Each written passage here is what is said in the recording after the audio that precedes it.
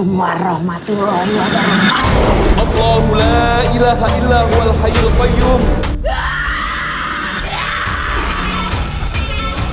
Spirit, be here with me. Hello and welcome রহস্যময় পৃথিবীর কৌতূহল. So let's begin without wasting any more time. Let's start my today horror stories videos. আসসালামু আলাইকুম my dear listener, আশা করছি আপনারা সকলেই ভালো আছেন, সুস্থ আছেন। তো আজকে আমাদের রহস্যময় পৃথিবীর কৌতূহলে তানিম সুলতানা একটি দুর্দান্ত ভয়ঙ্কর ভৌতিক ঘটনার ও মর্মান্তিক ঘটনা শেয়ার করেছেন। তো আর দেরি না করে তিনি যেরকমভাবে লিখে পাঠিয়েছেন আপনাদের মাঝে সেরকমভাবেই উপস্থাপনা করছি। আশা করছি লেখার ভুল ত্রুটি ক্ষমা সুন্দর দৃষ্টি দেখবেন। আমি ছুইটি, আমার মা বাবা কেউ নেই। আমার জন্মের কিছুদিন আগে আমার বাবা না ফেরার দেশে চলে গিয়েছেন। আমার জন্মের দিনই আমার মা আমাকে ছেড়ে না ফেরার দেশে চলে গিয়েছেন। আমি আমার নানা, ভাই আর নানির বাসায় থাকতাম। তারাই আমার দেখাশোনা ও লালন পালন করেছেন। আমার বয়স যখন 4 বছর, তখন আমাকে আমার এক দুঃসম্পর্কের খালামণি দত্তক নেন। তখন আমার খালামণির বিয়ে হয়নি। খালামণি বিয়ের জন্য অনেক চেষ্টা করেছিলেন, অনেক প্রস্তাব আসতো ঠিকই, কিন্তু বিয়ে হতো না। আবার বিয়ে ঠিক হলেও কোনো না কোনো কারণে ভেঙে যেত। শেষ পর্যন্ত খালামণিও তার পরিবারের সদস্য ছাড়া জানতে পারলেন যে খালামণির বিয়ে বন্ধ করে রাখা হয়েছে। শুধু তাই নয়, তার কোনো দিন যাতে বাচ্চা না হয়, আর বাচ্চা হলেও যাতে মৃত্যু সন্তান হয়, এমন জটিল কালো জাদু করা হয়েছে। এই জঘন্য কাজটি করেছিল খালামণির সবচেয়ে কাছের ব্যক্তি, তার বান্ধবী ও বান্ধবীর মা। সেই বান্ধবী ছিল খালামণির আপন ফুফাতো বোন। তার মা ছিলেন খালামণির ফুফু। খালামণি আর তারা একসঙ্গে বড় হয়েছিলেন, একসঙ্গে পড়াশোনা করেছিলেন। তাদের মধ্যে কোনো ঝগড়া বিবাদও ছিল না। তবু খালামণির এত কাছের মানুষ এমন নীচ কাজ করেছিল, এসব জানার পর খালামণি ভেঙে পড়লেন। দিন দিন তিনি মানসিকভাবে অসুস্থ হয়ে পড়েছিলেন। খালামণির এই অবস্থা দেখে তার পরিবারের সদস্যরা আর সহ্য করতে পারলেন না। তারা খালামণির জন্য একটি বাচ্চা দত্তক নিলেন। সেই বাচ্চা ছিলাম আমি। আমাকে পেয়ে খালামণি তার সমস্ত দুঃখ বেদনা ভুলে গেলেন। আমাকে নিয়ে তিনি নতুন জীবন শুরু করলেন। আমাকে পাওয়ার পর খালামণি আবার নতুন করে বাঁচতে শিখলেন। দীর্ঘ 9 মাস পর আমার খালামণি হঠাৎ করে অসুস্থ হয়ে পড়লেন। হঠাৎ তার কথা বলা বন্ধ হয়ে গেল। দিন দিন শুকিয়ে যাচ্ছিলেন, ঠিকমতো খাওয়া দাওয়া করতে পারতেন না। তারা এক প্রকার প্যারালাইসিস হয়ে গিয়েছিল। খালামণিকে ইবনে সিনা হাসপাতালে ভর্তি করা হয়েছিল। 15 দিন হাসপাতালে ভর্তি ছিলেন, কিন্তু ডাক্তাররা কোনো রোগের খোঁজ পাননি। শেষ পর্যন্ত ডাক্তাররা বললেন খালামণিকে বাসায় নিয়ে যান, এখান থেকে আর কোনো লাভ হবে না, আপনারা বরং অন্য কোনো ব্যবস্থা করুন। তাই খালামণিকে বাসায় নিয়ে আসা হলো। বাসায় এসে খালামণির অবস্থা আরো খারাপ হতে লাগলো, কিন্তু কোনো সমস্যার সমাধান হচ্ছিল না। খালামণির মেজো ভাই, মানে আমার মেজো মামা, একজন বড় আলেমের খুঁজে পেলেন। এরপর আলেম হুজুরকে বাসায় নিয়ে আসা হলো।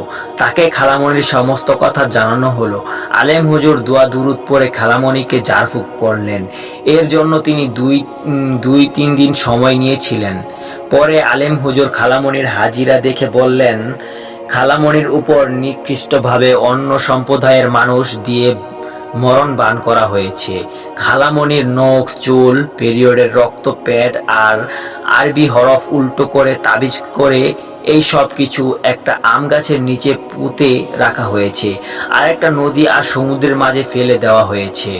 এই জঘন্য কাজটি করেছে খালামণির আপন ফুফু আর ফুফুতো বোন। এবার তাদের সঙ্গে ছিল খালামণির দাদি, মেজো চাচা, চাচি এবং খালামণির আপন চাস্তো বোনও। আলেম হুজুর বলেছিলেন বড্ড দেরি হয়ে গেছে, আর কিছুই করা যাবে না। ঠিক 3 দিন পর আমার খালামণি না ফেরার দেশে চলে গেলেন। খালামণি মারা যাওয়ার পর আমি মানসিকভাবে অসুস্থ হয়ে পড়ি। তখন থেকে আমি প্রায় চুপচাপ থাকতাম, আনমনে নীরবে এক জায়গায় বসে থাকতাম।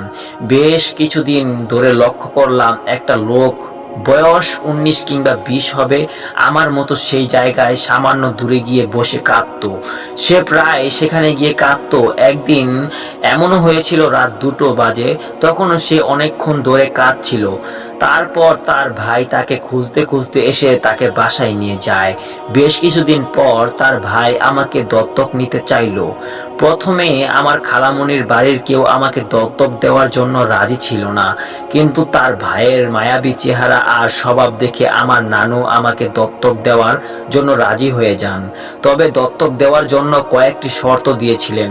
প্রতি 3 মাস পর আমাকে নানুর বাসায় কয়েকদিনের জন্য রেখে আসতে হবে এবং খালামণির প্রতিটি মৃত্যুবার্ষিকীতে আমাকে সঙ্গে করে নিয়ে যেতে হবে।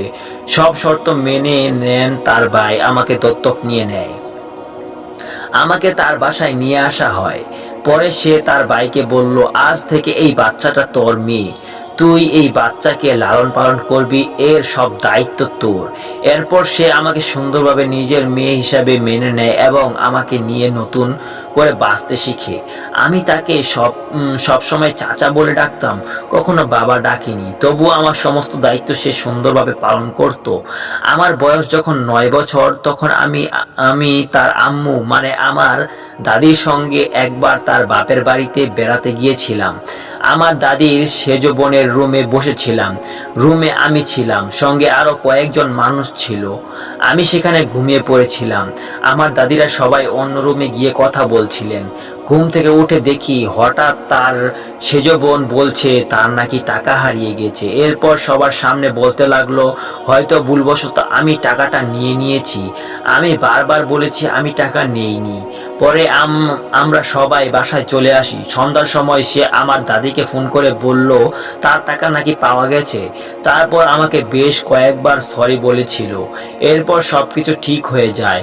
কিন্তু ওই মহিলার একটা খারাপ স্বভাব ছিল, পুরনো আমলের কথা নিয়ে সবার সঙ্গে ঝগড়া করা এবং তার কথার মাধ্যমে সবার মধ্যে ভেজাল তৈরি করা। আমার বয়স যখন 13 বছর, তখন সে দীর্ঘদিন ধরে আমাকে সবার নামে আজে বাজে কথা বলা, সবার মধ্যে দূরত্ব তৈরি করে দিয়েছিল। তার এই আজে বাজে কথা শুনে আমি রেগে নানু বাসায় চলে গিয়েছিলাম। পরে দীর্ঘ 7-8 মাস আমি নানুর বাসায় ছিলাম। হঠাৎ একদিন আমি নানুকে সব কথা খুলে বলি। এটাও বলি আমি আর কখনো ওই চাচাদের বাসায় যাব না, প্রয়োজনে না খেয়ে থাকবো। বেশ কিছুদিন পর ওই চাচা আমার নানুকে ফোন করে বলেন আমাকে তার বাসায় নিয়ে আসতে। নানু বললেন আমাকে আর দিবে না। আমার বলা সব কথা তাকে খুলে বললেন। তখন সে তার ভাই, মা, বাবা সবাই আমার ভুল ভাঙাতে এসে আমাকে সঙ্গে নিয়ে যায়। আমি আসার বেশ কিছুদিন পর আমার ছোট চাচা আবার অসুস্থ হয়ে পড়েন। তার মুখ থেকে প্রায় রক্ত পড়তো আর সে এক প্রকার ঘোরের মধ্যে থাকতো। ডাক্তাররা কোনো রোগ খুঁজে পাননি। পরে তাদের পরিচিত একজন আলেমকে সব জানানো হয়। আলেম হুজুর অনেক পরীক্ষা নিরীক্ষা করে বললেন তাকে কুফরি কালাম চালানো হচ্ছে। আর এই জঘন্য কাজটা করেছে তার বড় খালার ছোট ছেলের বউ। আসলে তাদের প্রায়ই তার বড় খালার ছোট ছেলের বউ কুফরি কালাম চালাতো। শুধু তাদের নয়, সব আত্মীয়র উপরই সে এটা করত। কুফরি কালাম চালিয়ে সে তার বড় খালার বউ হয়ে এসেছিল। কেউই তাকে বউ হিসাবে মেনে নেয়নি। শুধু তার ছোট ছেলের দিকে তাকিয়ে সবাই সবকিছু সহ্য করেছিল। আমার বয়স যখন 17, তখন আমিও অসুস্থ হয়ে পড়ি। আমি অকারণে কাঁদতাম, এক প্রকার ঘোরের মধ্যে থাকতাম।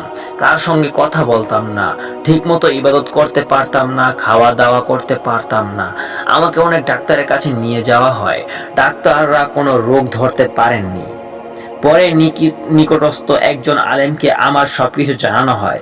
আলেম হুজুর অনেক পরীক্ষা নিরীক্ষা করে বললেন আমাকেও কুফরি কালাম চালানো হচ্ছে, আর কে করছে সেটাও তিনি বলে দিয়েছিলেন। এরপর থেকে আমি প্রায় অসুস্থ থাকতাম, এক প্রকার ঘোরের মধ্যে থাকতাম। আমাকে এবং আমার ছোট চাচাকে বারবার কুফরি কালাম চালানো হচ্ছিল। ছোট চাচাকে কুফরি কালাম চালানোর একটাই কারণ, তার কাছে তার ছোট বোনের বিয়ের প্রস্তাব দেওয়া হয়েছিল, কিন্তু চাচা বেকার অবস্থায় বিয়ে করতে চাননি, তাই প্রস্তাব ফিরিয়ে দিয়েছিলেন। সেই রেগে জিদে আমার ছোট চাচাকে কুফরি কালাম চালানো হতো আর আমাকে চালানো হতো যাতে আমি তাদের জীবন থেকে সরে যাই। পরে আমার মেজো চাচা আমাকে ফিনল্যান্ড নিয়ে যান, সেখানে আমি আবার নতুন করে জীবন শুরু করি। এখন আমি বেশ ভালো আছি, কিন্তু ওই সব মানুষকে আমি অনেক ঘৃণা করি। ঘটনা মরণ ভান, লেখক তামিনা সুলতান। তো অবশ্যই এই কালো জাদুর ঘটনাটি আপনাদের কাছে কেমন লাগলো? খুবই মর্মান্তিক একটি ঘটনা আপনার জীবনের আপনি শেয়ার করেছেন। আশা করছি ঘটনাটি আমার দর্শকের কাছে খুবই ভালো লেগেছে। তো অবশ্যই আপনারা কে কোন জায়গা থেকে আমার এই ভিডিওটি শুনছেন অবশ্যই কমেন্টে লিখে জানাবেন। আর হ্যাঁ, অবশ্যই ভিডিওতে একটি লাইক আর চ্যানেল নতুন হলে সাবস্ক্রাইব করে দিবেন। তো ভালো থাকবেন, সুস্থ থাকবেন এবং নিজের খেয়াল রাখবেন। আর অবশ্যই আসছে এই ভিডিওর পরবর্তী ভিডিও খুবই ভয়ঙ্কর ও দুর্লভ ভয়ঙ্কর কাহিনী নিয়ে। ততক্ষণ ভালো থাকবেন, সুস্থ থাকবেন, নিজের খেয়াল রাখবেন। আল্লাহ হাফেজ।